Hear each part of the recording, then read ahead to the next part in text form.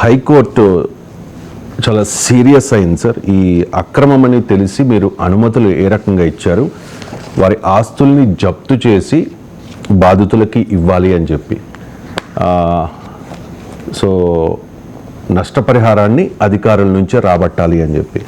వాస్తవంగా అధికారులు చేసిన తప్పు అయి ఉండొచ్చు, కానీ ప్రాక్టికల్గా హైకోర్టు ఆదేశం ఎంతవరకు చెల్లుతుందంటారు? అంటే హైకోర్టు ఒక ప్రిన్సిపల్ చెప్పొచ్చు, కానీ దాన్ని వర్కౌట్ చేయను. ఒక ప్రభుత్వ వ్యవస్థలో ఏం జరుగుతుంది అంటే అసలు ఎవరు ఏ ఒక్క అధికారి బాధ్యత ఉండదు. బ్యూరోక్రసీ ఒక ఫైల్ మూవ్ అవుతుంది, మీకు ఆర్డినరీ లోయర్ డివిజన్ క్లర్క్ నుంచి మొదలై హయ్యర్ డివిజన్ వరకు వస్తుంది. అందువల్ల ఇంప్లిమెంట్ చేయాలి, ఎగ్జిక్యూట్ చేయాలి అంటే హైకోర్టు అన్న స్పిరిట్ కరెక్ట్. ఎందుకంటే ఇష్టం వచ్చినట్టుగా అనుమతులు ఇస్తారు, ఇచ్చిన తర్వాత మళ్ళీ కూల్చివేతలు.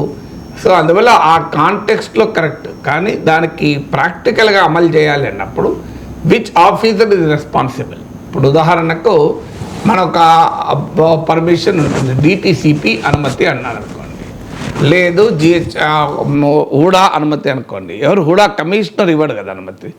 సో కానీ ఎవరి నుంచి వస్తుంది, కింద నుంచి ఫైల్ పుటప్ అవుతుంది, రకరకాల లాస్ట్ అల్టిమేట్గా ఒక అధికారి దగ్గర సంతకమై బయటకు వస్తుంది. అందువల్ల ఎగ్జాక్ట్ అకౌంటబిలిటీ బ్యూరోక్రసీలో ఎవరిపైన ఫిక్స్ చేయాలి అనేది మొదటి ఛాలెంజ్ అవుతుంది. సో ఫైనల్గా సంతకం పెట్టే అధికారి పైన ఫిక్స్ చేద్దామా అంటే ఆ అధికారి వెళ్ళి సర్వేలు చేస్తారా? మీకు కమిషనర్ స్థాయిలో మనం ఫిక్స్ చేస్తాం అనుకోండి, కమిషనర్ వెళ్ళి సర్వే చేయడు కదా భూమిని. సో అంటే ఎప్పుడు కూడా కలెక్టివ్ అకౌంటబిలిటీ, కలెక్టివ్ ఫంక్షనింగ్ ఉంటుంది అధికార వ్యవస్థ. అంటే ఒకరు వెళ్ళి ఒక పని చేస్తారు, దాని మీద నమ్మకంతో పై అధికారి యాక్ట్ అవుతాడు. సో ప్రతి విషయంలోనూ పై అధికారి వెళ్ళి కిందికి వెళ్ళి ప్రతి అంశాన్ని క్షుణ్ణంగా పరిశీలించడం ప్రాక్టికల్గా సాధ్యం కాదు. అందువల్ల దీన్ని అమలు ప్రిన్సిపల్ కరెక్ట్. ఎందుకంటే ఎవరైతే బాధ్యులో వారిపైన చర్య తీసుకోవాలి అనేది కరెక్ట్. ఇప్పుడు మీకు కాలుష్యంలో కూడా ఒక ప్రిన్సిపల్ ఉంది, పొల్యూటర్ పే ప్రిన్సిపల్ అని.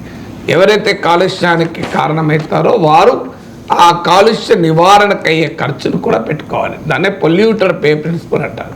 సో ఇందులో కూడా ఇది పొల్యూటర్ పే ప్రిన్సిపల్. ఎవరైతే తప్పు పని చేశారో ఆ తప్పు పనికి బాధ్యత వహించిన వారు ఖచ్చితంగా ఉంటే అధికారులు కాస్త ఒళ్ళు దగ్గర పెట్టుకొని రాజకీయ ఇన్ఫ్లుయెన్స్లకు, అవినీతికి లొంగరు.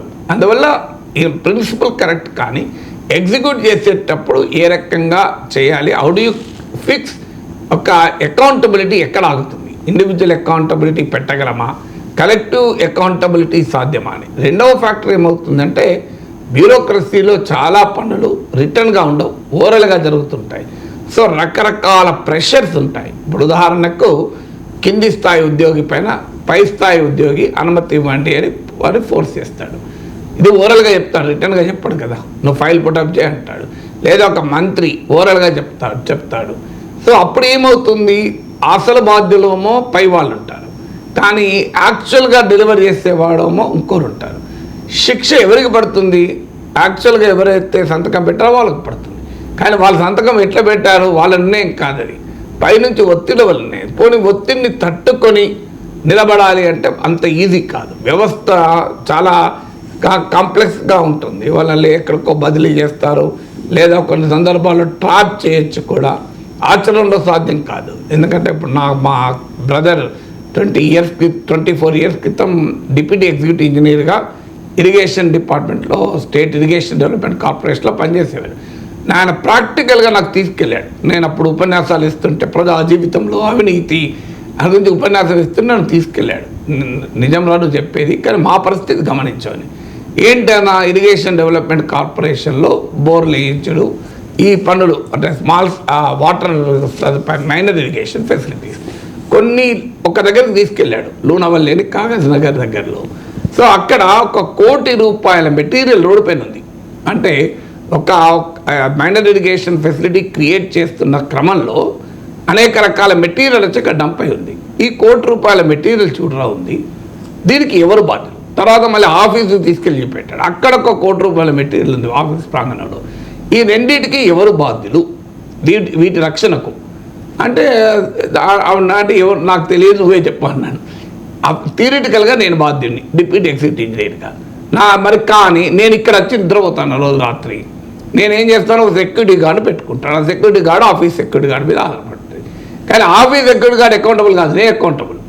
ఇప్పుడు ఉదాహరణకు నేను గనక ఒక పొలిటీషియన్, రూలింగ్ పొలిటీషియన్ లేదా ఒక పై అధికారి మాట వినలేదనుకోండి, ఏం జరుగుతుందో నాకు తెలుసు. ఇక్కడున్న ₹1,00,00,000 అలా 50 లక్షలు మాయమవుతుంది.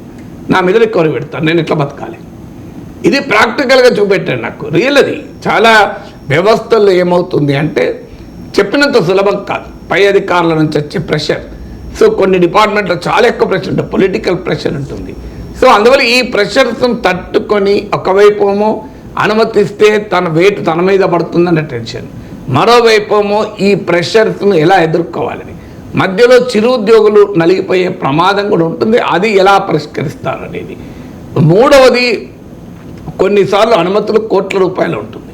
ఇవి అధికారి ఆస్తులు అన్నీ మొత్తం అమ్మినా కూడా రాదు. అప్పుడు ఎట్లా రికవర్ పెడతారు? అందువల్ల ఈ అకౌంటబిలిటీ ఫిక్స్ చేయడం అనేది ఒక కీలకం. అల్టిమేట్గా అధికారిగా ఫస్ట్ గవర్నమెంట్కి అకౌంటబిలిటీ ఫిక్స్ చేయండి. నేను కౌన్సిల్లో అడిగింది ఏంటంటే, మీరు ఒక కంక్లూజివ్ టైటిల్ యాక్టే లేదు మన దగ్గర ఉన్నది ఏంటి, సేల్ డీడ్. ఇప్పుడు గవర్నమెంట్ ఒక సింగిల్ విండో పెట్టి let the government take responsibility. నేను ఒక ఇల్లు కడతాను అనుకుంటే అన్ని క్లియరెన్స్లతో నాకు అనుమతులు ఇవ్వాలి. రేపు ఏమైనా అయితే గవర్నమెంట్ బాధ్యత వహించాలి.